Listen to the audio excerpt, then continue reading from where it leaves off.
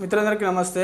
ఈరోజు మన తెలంగాణలో జరుగుతున్నటువంటి బీసీ ఎస్సీ ఎస్టీలపై దాడులను ఏ రకంగా చేస్తున్నారు అనేది ఒకసారి అవగాహన చేసుకుంటే నిజంగా ఈ వర్గాలపైన ఎందుకు జరుగుతాయి దాడులు, ఒకవేళ జరిగితే వాళ్ళకి న్యాయం ఎందుకు జరగదు, ఎవరైతే నిందితులు ఉన్నారో ఆ నిందితులకు శిక్ష ఎందుకు పడదు, ఇవన్నీ మనం గమనించినట్టయితే మనం ముందుగా రాజ్యాధికారంగా మనం ముందు లేకపోవడం, మనకు రాజ్యాధికారం మన చేతిలో లేకపోవడం వల్లనే మన వర్గాలపైన దాడులు జరుగుతూ ఉంటాయి.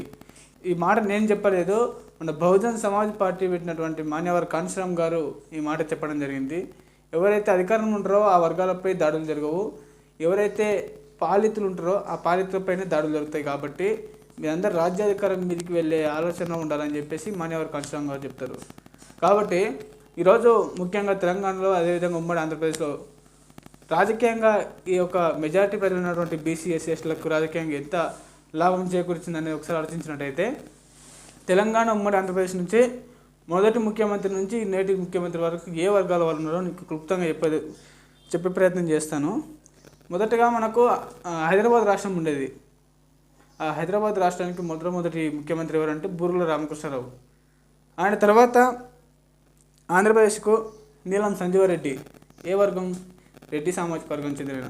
మేము ఏ రెడ్లకు వ్యతిరేకం కాదు, ఇది గుర్తుపెట్టుకోండి ఈ వీడియోలో.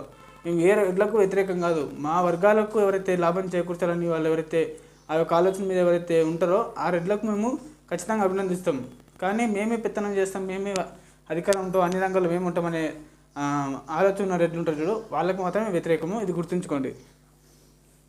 మొట్టమొదటి ముఖ్యమంత్రి ఆంధ్రప్రదేశ్ అయిన తర్వాత నీలం సంజీవారెడ్డి, ఆ తర్వాత దామోదర్ సంజీవయ్య, నీలం సంజీవారెడ్డి, కాసు బ్రహ్మానందరెడ్డి, పివి నరసింహారావు, తర్వాత జలగం వెంగళరావు, మరి చెన్నారెడ్డి, టి అంజయ్య, భవనం వెంకటరామరెడ్డి, కోట్ల విజయభాస్కర్ రెడ్డి, ఎన్టీ రామారావు, నాదెండ్ల భాస్కర్రావు, ఎన్టీ రామారావు, మరి చెన్నారెడ్డి, నాదెండ్ల నెదురుపల్లి జనార్దన్ రెడ్డి, కోట్ల విజయభాస్కర్ రెడ్డి, ఎన్టీ రామారావు, చంద్రబాబు నాయుడు, వైఎస్ రాజశేఖర రెడ్డి, రోషయ్య, కిరణ్ కుమార్ రెడ్డి, తర్వాత చంద్రబాబు నాయుడు, జగన్మోహన్ రెడ్డి, మళ్ళీ చంద్రబాబు నాయుడు.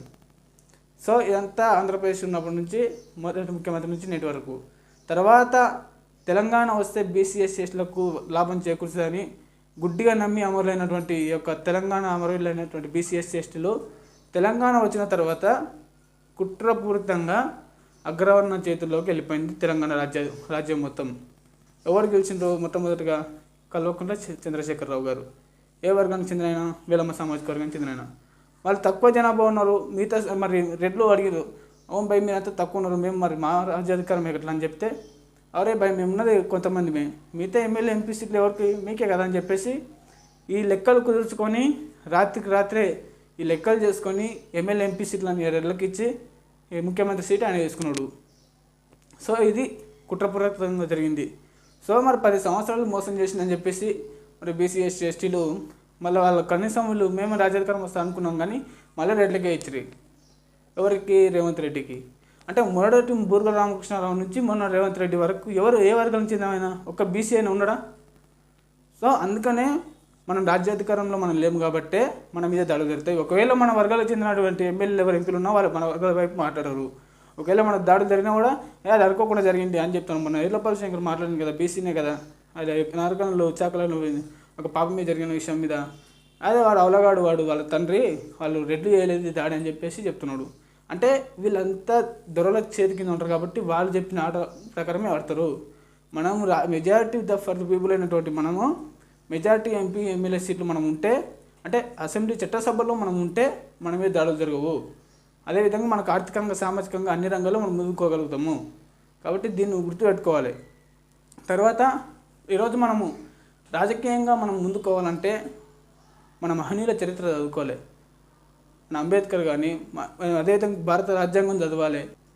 మన మహాత్మా పూలే ఏం చేసిండు, ఛత్రపతి శివాజీ ఏం చేసిండు, బుద్ధుడు ఏం చేసిండు, అశోక చక్రవర్తి ఏం చేసిండు, రిజర్వేషన్ కల్పించినటువంటి సాహు మహారాజ్ ఏం చేసిండు, రాజకీయాన్ని రూపుమాపినటువంటి రాజకీయ చరిత్ర సృష్టించినటువంటి మాన్యవర్ కాన్శ్రామ్ ఏ విధంగా రాజకీయంగా ముందుకు వెళ్ళిండు అనే దాన్ని మనం ఖచ్చితంగా తెలుసుకోవాలి.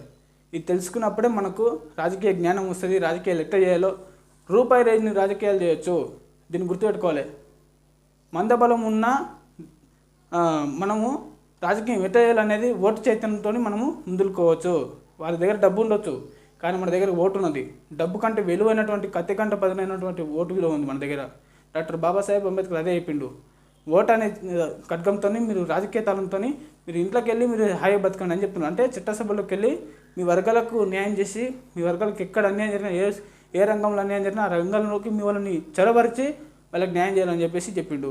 కాబట్టి ఇది దీన్ని గుర్తుపెట్టుకోవాలి.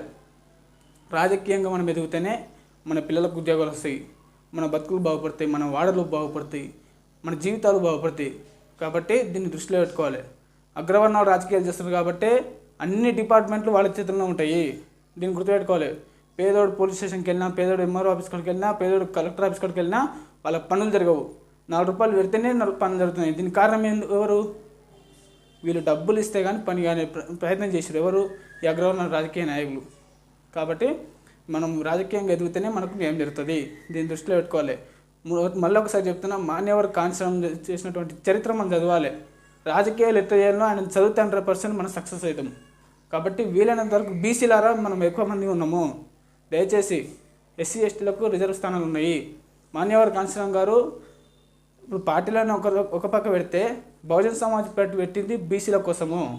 అన్ని పార్టీలు అగ్రవర్ణ చేతిలో ఉంటాయి. బీసీలకు పార్టీలు లేవు. వాళ్ళకు రాజకీయంగా అన్న ఇబ్బందులు జరుగుతాయి, వాళ్ళకు అవమానాలు జరుగుతాయి, రాజకీయంగా వాళ్ళకు వాల్యూ లేదని చెప్పేసి వాళ్ళకు బీఎస్పీ పెట్టడం జరిగింది బీసీలకు. కాబట్టి మనము మాన్యవర్ కాన్స్టిట్యూషన్ చరిత్ర చదవాలి. కాబట్టి వీలైనంత వరకు ఈ రాజకీయాలు చేస్తే మన బతుకులు బాగుపడతాయని మీరు గుర్తుపెట్టుకోవాలి. నమస్తే.